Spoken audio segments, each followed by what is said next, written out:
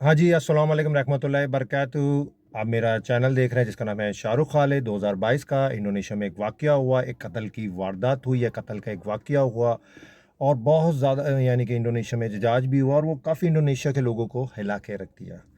क्योंकि उस कत्ल के वाक़ये में इंडोनेशिया की पुलिस में जनरल होते हैं इंडोनेशिया के ना, पाकिस्तान में जैसे उनके जो ग्रेड्स होते हैं वो जनरल होते हैं। नेशनल पुलिस के दाखिली उमूर का सरबराह वो मुलविस पाया गया, जिसने अपने ड्राइवर को अपने और यानी कि 2 पुलिस वालों के साथ मिलके उसका मर्डर किया बेकायदा प्लानिंग के साथ।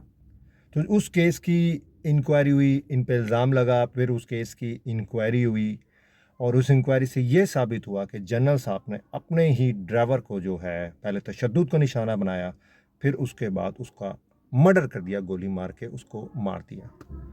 उसके साथ उनके 2 पुलिस वाले एहलकार, उनकी बीवी और एक और जो उनका दोस्त यार था, वो मुलविस पाए गए। ये 5 लोगों को सज़ा हुई और जिसमें जनरल साहब को सज़ाए मौत की सज़ा दी गई, जो बाद में जाके उम्र कैद की सज़ा में तब्दील हो गई। जब इस केस की इंक्वायरी शुरू हुई तो जनरल साहब ने, क्योंकि उनकी अदालतें जो है ना लाइव दिखाया गया इस केस को, क्योंकि इंडोनेशिया के लोगों का बड़ा उन पे दबाव था, लोगों ने एहतजाज किया। अच्छा, जो जनरल साहब थे इंडोनेशिया में, जो ग्रेड्स हैं ना, मैं बोल रहा हूँ जनरल फौज नहीं है, ये पुलिस वाले हैं, पुलिस में जनरल्स होते हैं इंडोनेशिया में। इंडोनेशिया की नेशनल पुलिस के दाखिली उम्र का वो सरबराह है, पूरी पुलिस का ओहदा था उसके पास, पावरफुल बंदा था वो।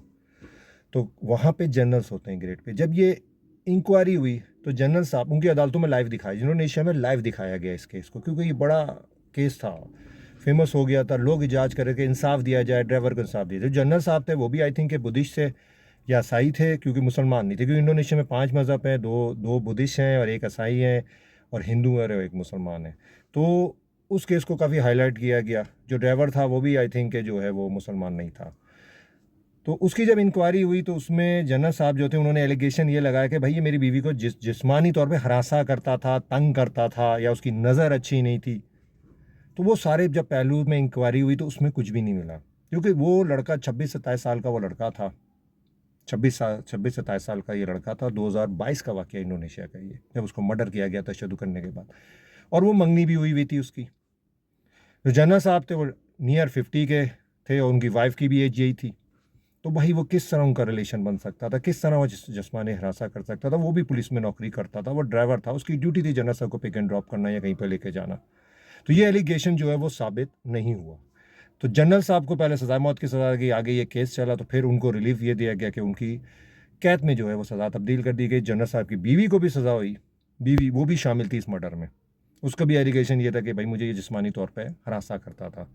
और 2 और पुलिस वाले एहलकार थे और एक जनरल साहब के दोस्त थे। प्री प्लान के तहत उन्होंने कत्ल किया। लेकिन इंडोनेशिया में ये है कि वहाँ इंसाफ होता है, कोई चीज़ वहाँ पर हाईलाइट्स होती है। तो उन्होंने इंक्वायरी की, मेरिट पे जो है इनको सज़ा हुई और आज ये सलाखों में यानी कि जेल में है। तो ये स्टोरी काफ़ी इंडोनेशिया को हिलाया और उनके लोगों ने कहा ये कैसे हो सकता है कि यार हमारे एक पुलिस वाला, और वो पुलिस वाला नहीं है, अफसर है, सरबरा है वो दाखिली उमूर का, उनकी पुलिस का जनरल है वो, उसने अपने ड्राइवर को कत्ल कर दिया। लोग निकले, एहतजाज हुआ। उसके बाद जो है जनरल साहब को पहले तो सज़ा मौत की सज़ा हुई, लेकिन अब उस सज़ा को जो है उम्र कैद में तब्दील कर लिया है। तो ये एक स्टोरी थी जो इंडोनेशिया में काफ़ी फेमस भी हुई और लोग भी निकले, लोगों ने एहतजाज भी किया और इंडोनेशिया को हिला के रख दिया कि इतना एक बड़े अफसर ने, यानी कि जनरल ने, अपने एक ड्राइवर को एलिगेशन लगा के कि मेरी बीवी पे बुरी नज़र रखता था, रासा करता था, कत्ल कर दिया। तो बस दुआओं में याद रखिएगा। वीडियो अच्छी लगे लाइक करिएगा, शेयर करिएगा। अस्सलाम वालेकुम रहमतुल्लाहि बरकातहू।